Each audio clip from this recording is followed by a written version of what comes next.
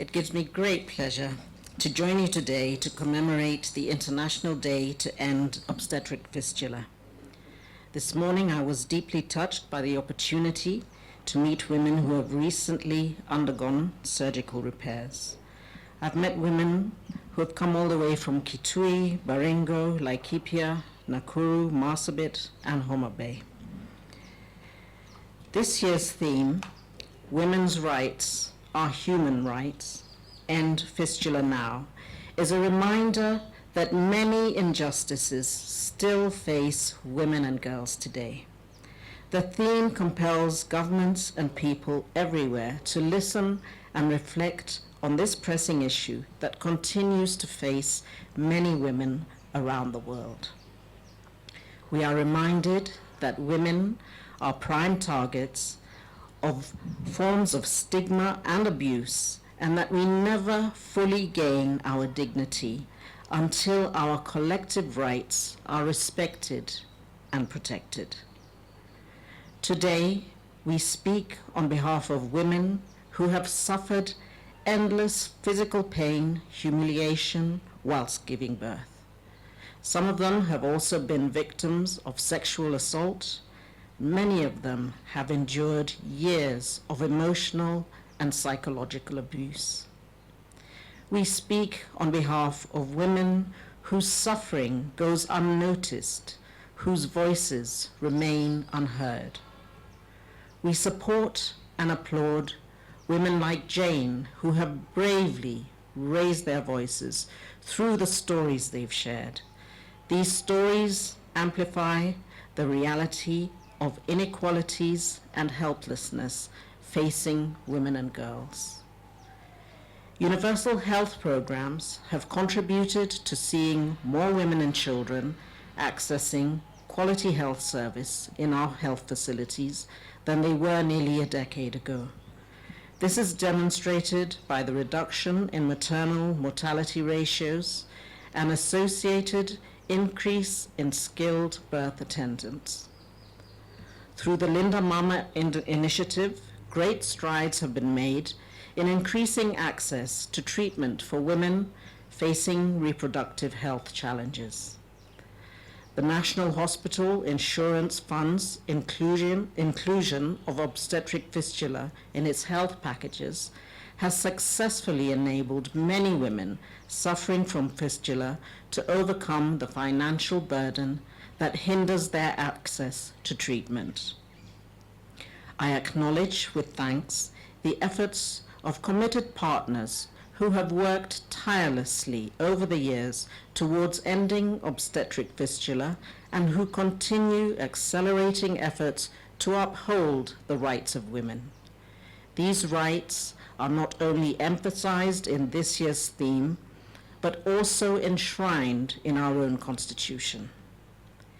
Beyond Zero has been privileged to have worked with the Ministry of Health, UNFPA, AMREF, Fistula Foundation, and the Flying Doctors, among others.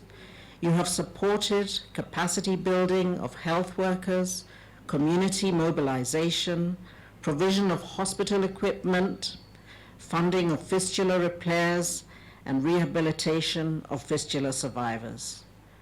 Over the period of 2 weeks, we will have together provided surgical repairs for at least 50 women from across Kenya, and I thank you. Sadly, however, there remains a backlog of nearly 1,000 cases of women living with fistula awaiting surgery every year.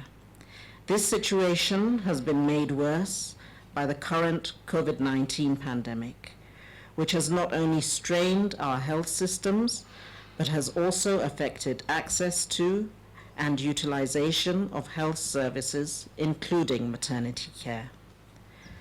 Rising cases of teenage pregnancies and gender-based violence has further threatened the gains we have made to end the indecencies of fistula. This year, we dedicated the weeks running from May 17th to the 28th of May to hold the fistula camp here at Kenyatta National Hospital. We recognize the importance of dedicating more than one day to speak about ending obstetric fistula.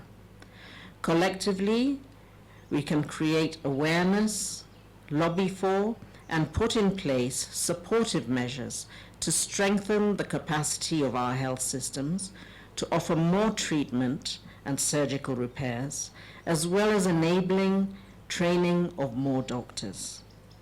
More still needs to be done to step up efforts to ensure that every new case of fistula is prevented and that every woman or girl suffering from fistula is treated, receives follow-up, and is reintegrated into society.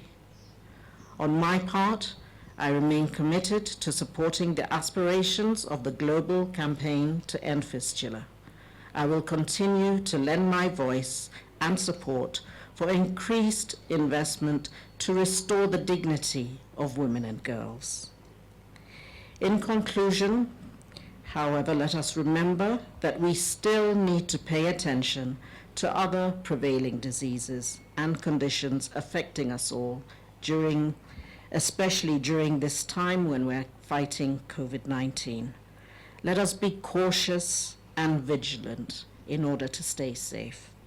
Asanteni sana, and God bless you. Asante Mutembei, majina yangu ni Zakaria Kariuki Dirango. Yes. Karibu sana, hapa ni Kamuru. Kabla hujafika Kamuru shopping center iko between Luai na Kamuru. Hii shamba iko mahali kunaitwa Kipawa. 100 meter kutoka Kangudo Road. Umejionea wewe mwenyewe, kuna supermarket, hii shamba ni next to high school. Yes. So karibu sana Mutembei. Yes. Nimefurahi sana, kwanza hii area inakaa smart sana. Maybe siku ya leo nataka tueleze viewers tuko hapa kwa sababu gani? Tunataka tuwaelezee ya kwamba Nairobi bado haijaisha. Nairobi bado kuna plot. Hizi plot ziko constituency ya Kasarani constituency. Yes. So tuko na plot hapa. Yes.